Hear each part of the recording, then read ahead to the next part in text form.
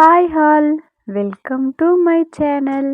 இன்றைக்கி நம்ம என்ன பார்க்க போகிறோன்னா, வீட்டிலேயே எப்படி சிம்பிளாக டெலிஷியஸாக பாவ் பஜ்ஜி செய்கிறதுன்னு தான் பார்க்க போகிறோம். அதுவும் இல்லாமல் ஒன் பாட்லேயே எப்படி செய்கிறதுன்னு தான் பார்க்க போகிறோம்.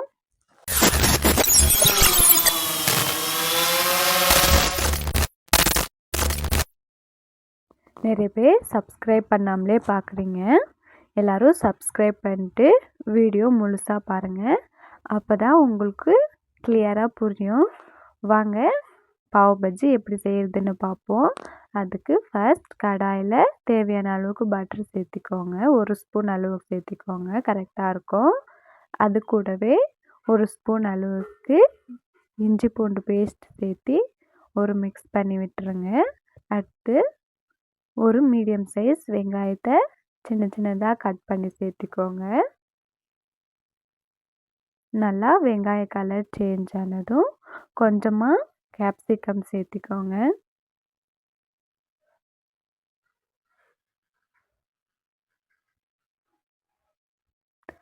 அடுத்து ஒரு மீடியம் சைஸ் தக்காளி சின்ன சின்னதாக கட் பண்ணி சேர்த்திக்கோங்க.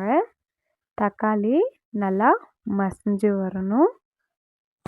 யாருக்கெல்லாம் பாவ் பஜ்ஜி ரொம்ப பிடிக்கும்னு கமெண்டில் சொல்லுங்கள்.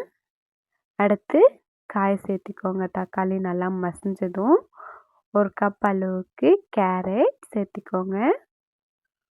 1 கப் அளவுக்கு உருளைக்கிழங்கு சின்ன சின்னதாக கட் பண்ணி சேர்த்திக்கோங்க. 1 கப் அளவுக்கு பீன்ஸ் சின்ன சின்னதாக கட் பண்ணி சேர்த்திக்கோங்க. பச்சை பட்டாணி 1/2 கப் சேர்த்திக்கோங்க.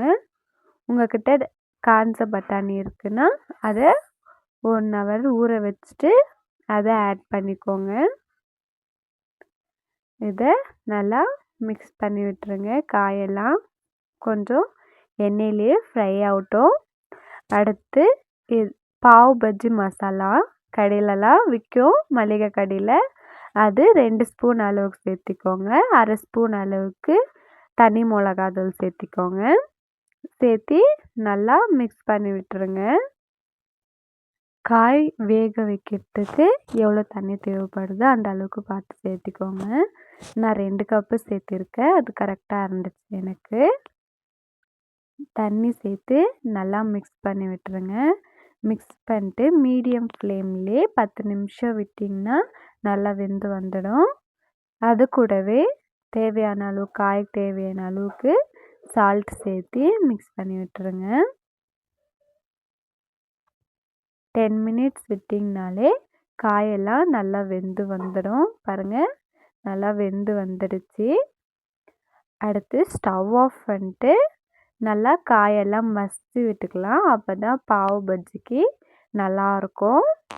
அதனால் இந்த மாதிரி மேஷர் இருந்துச்சுன்னா நல்லா மேஷ் பண்ணி விட்டுக்கோங்க. பாருங்கள், இந்த அளவுக்கு நல்லா மசிஞ்சு வரணும்.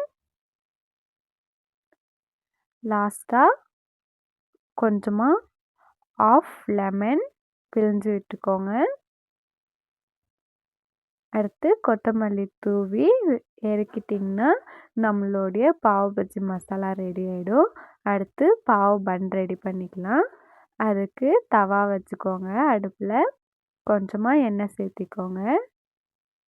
அதோடையே பாவ் பஜ்ஜி மசாலா 1/4 ஸ்பூன் அளவுக்கு சேர்த்திக்கோங்க எண்ணெயிலேயே.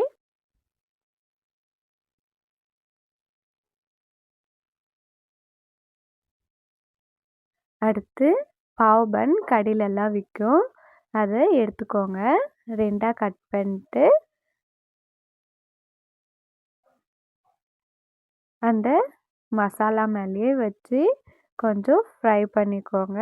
அப்போ தான் தொட்டு சாப்பிட இன்னும் டேஸ்டியாக இருக்கும். 2 பக்கமும் திருப்பி போட்டு பன்னை கொஞ்சம் சூடாக்கிட்டு எடுத்துக்கோங்க.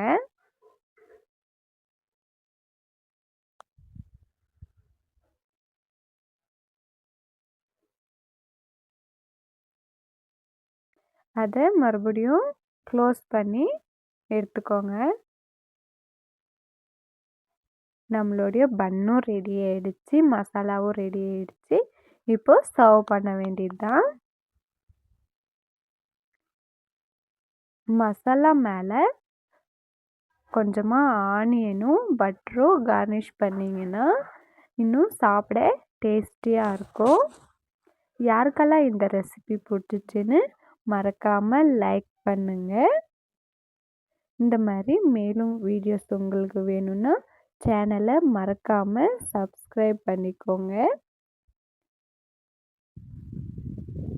அடுத்து என்ன டிஷ் பண்ணலான்னு மறக்காமல் கமெண்ட் பண்ணுங்கள். அதை அப்படியே பிச்சு அந்த மசாலாவோட வச்சு சாப்பிடும்போது டேஸ்ட் அட்டகாசமாக இருக்கும். தேங்க்ஸ் ஃபார் வாட்சிங். நெக்ஸ்ட் வீடியோவில் சந்திப்போம்.